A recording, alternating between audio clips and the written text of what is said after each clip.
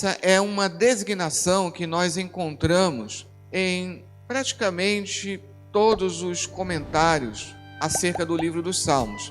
Salmos que profetizam, apontam para a obra de Jesus Cristo e, portanto, são chamados de salmos messiânicos. O Salmo 2 é escrito por Davi, conforme pode ser verificado em Atos 4:25, relata 3 profecias a respeito do Messias: a revolta da nação e do povo contra o ungido de Deus, o triunfo do Filho de Deus e o reinado do Filho de Deus sobre todas as nações. A revolta do povo contra o ungido de Deus. O Salmo 2, considerado também um salmo régio, pois possivelmente era entoado por ocasião da subida ao trono de Israel de um novo rei. Então, existem muitos salmos que também são chamados de salmos régios. Lembrando, como nós estudamos, que os salmos constituíam um inário de Israel. E esses hinos, eles eram entoados em ocasiões específicas. Alguns salmos não conseguimos identificar qual era a ocasião específica na qual ele era entoado. Mas o Salmo 2, pelo seu conteúdo, provavelmente ele era entoado assim que um novo rei era ungido, daí a menção do ungido, a questão da amotinação de povos, porque todas as vezes que um novo rei subia ao trono, era considerada uma ocasião propícia para que povos que estavam submetidos se revoltassem. Vemos isso, por exemplo, 2 Reis, capítulo 1, no versículo 1, logo no início do 2º livro de Reis, aproveitando a morte do rei Acabe, os moabitas se revoltam, tentam se libertar da dominação dos israelitas. E isso nos mostra também algo que nós já podemos observar, que eu tenho pontuado em muitas lições.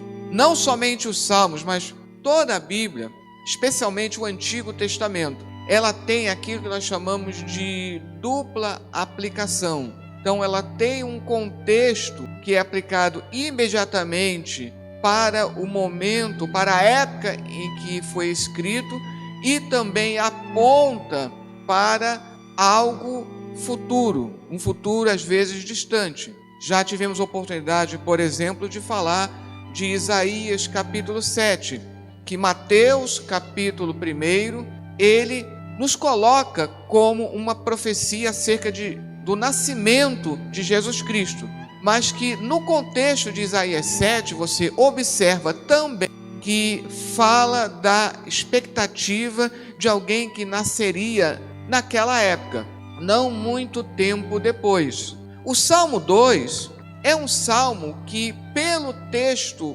hebraico, ou pelo texto que está no Antigo Testamento, é um salmo anônimo.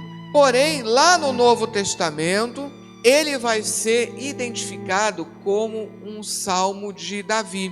Isso nós vemos em Atos 4:25, que disseste pela boca de Davi teu servo, porque bramaram as gentes e os povos pensaram coisas vãs. Então aqui está citando o Salmo 2 e identificando como um salmo de Davi.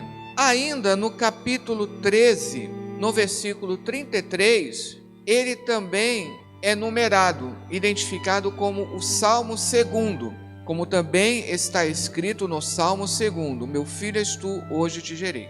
Um detalhe interessante, uma curiosidade, é que essa numeração da Bíblia em capítulos e versículos, ela é bem posterior, ela não é original. E embora o livro de Salmos não seja correto falar de capítulos, já que cada salmo, na verdade, é uma unidade em si. Você tem uma coleção de salmos. Então não é correto falar que cada salmo é um capítulo. Porém, falando de numeração, esse versículo nos mostra que na época do Novo Testamento, esses salmos, de alguma forma, eles já eram numerados. Então, continuando aqui. O Salmo 2, então, ele começa com a seguinte indagação: Por que se amotinam as gentes e os povos imaginam coisas vãs? A palavra amotinar significa enfurecer-se, revoltar-se. Percebe-se no contexto que essa revolta é generalizada, independe da posição ou classe social do indivíduo. A revolta não será apenas dos povos, mas de reis e príncipes em conluio e são direcionadas ao ungido de Deus. O termo ungido aponta profeticamente para Jesus, que é o ungido de Deus. Atos 2:36 nos exemplifica isso. Saiba, pois, com certeza, toda a casa de Israel, que esse Jesus, a quem vós crucificastes, Deus o fez Senhor e Cristo. Aqui vale a pena esclarecer algo. Cristo é uma palavra grega que quer dizer ungido. Então, Cristo, primeiramente, é um título, significa ungido. Então, aqui poderíamos traduzir: saiba, pois, com certeza, toda a casa de Israel, que a esse Jesus, a quem vós crucificastes, Deus o fez Senhor e ungido, ou seja, o ungiu. Somente nas cartas de Paulo é que Cristo passa a funcionar como uma espécie de sobrenome de Jesus. Várias passagens do Antigo Testamento que mencionam a unção são consideradas messiânicas por serem prenúncios de Cristo. E aqui nós temos a menção de mais alguns salmos. Salmo 45, versículo 7, por exemplo: Tu amas a justiça e aborreces a impiedade. Por isso Deus, o teu Deus, te ungiu com óleo de alegria mais do que a teus companheiros. Portanto, Cristo enfrentaria uma forte oposição. Aqui é citado Lucas e Atos dos Apóstolos. Vamos apenas olhar como exemplo Lucas, no capítulo 13, versículo 14. E tomando a palavra o príncipe da sinagoga, indignado porque Jesus curava no sábado, disse à multidão: 6 dias há em que é mister trabalhar. Nestes, pois, vinde para seres curados, e não no dia de sábado. Que é uma amostra da oposição que foi enfrentada por Jesus Cristo. O triunfo do Filho de Deus. Relatados no Salmo 2, no versículo 1 ao 3, rompamos, ou seja, removamos ataduras e cordas. Não querem o domínio e o poder sobre eles. Retrata aqueles que não se submetem ao senhorio de Jesus Cristo. Contudo, o texto informa que o conluio e revolta não subsistirão, pois o Messias triunfará.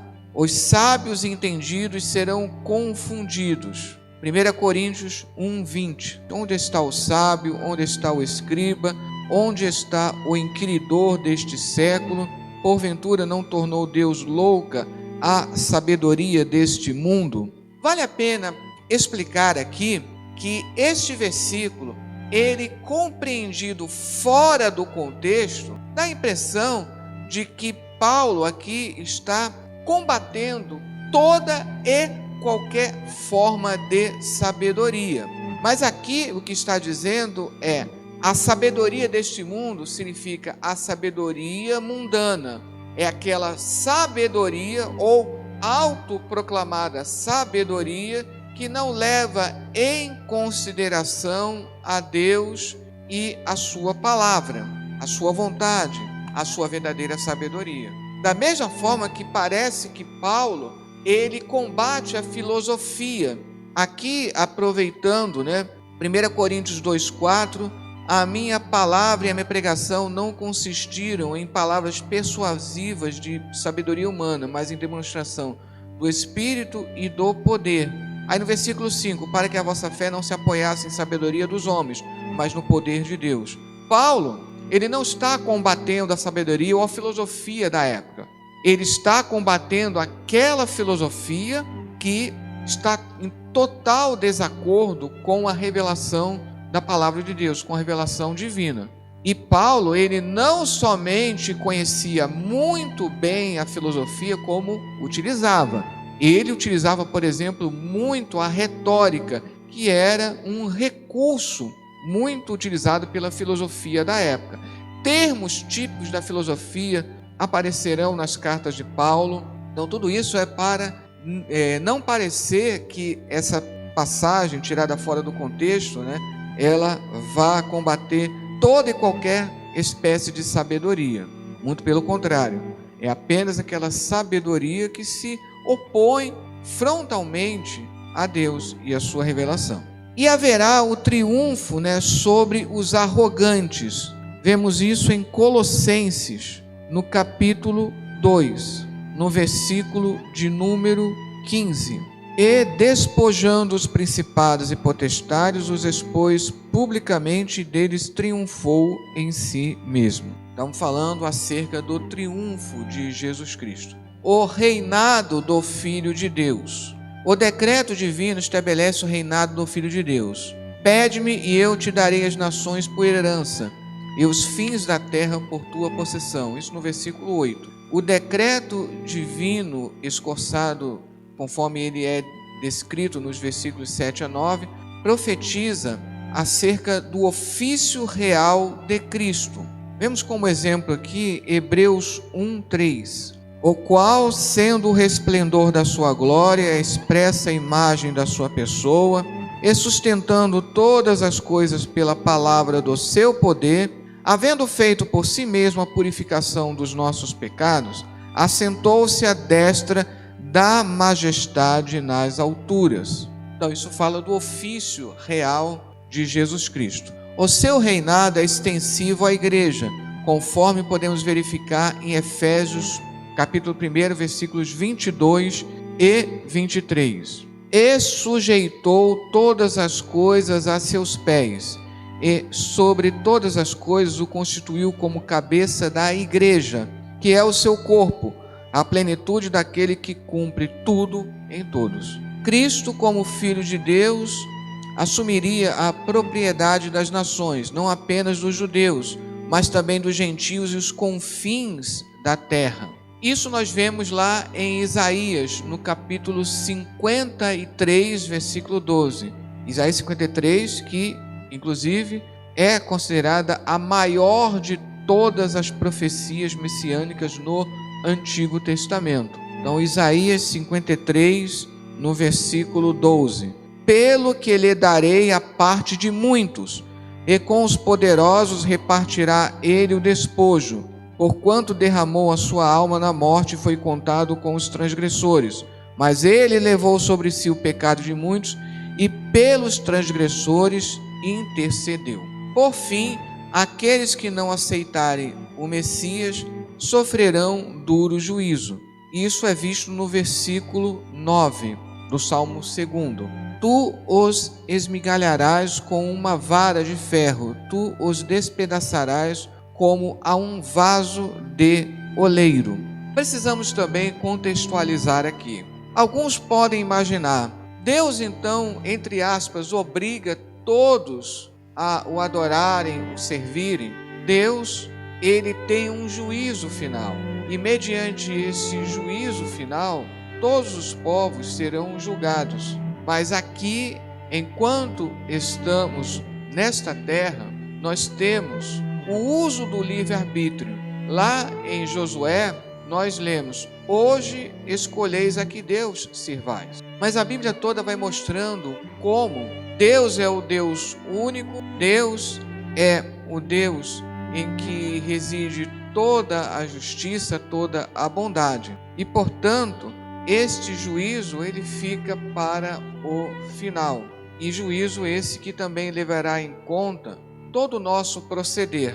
Mas essa questão, né, do juízo final já é um tópico de escatologia, mas somente para esclarecer essa abordagem do versículo 9.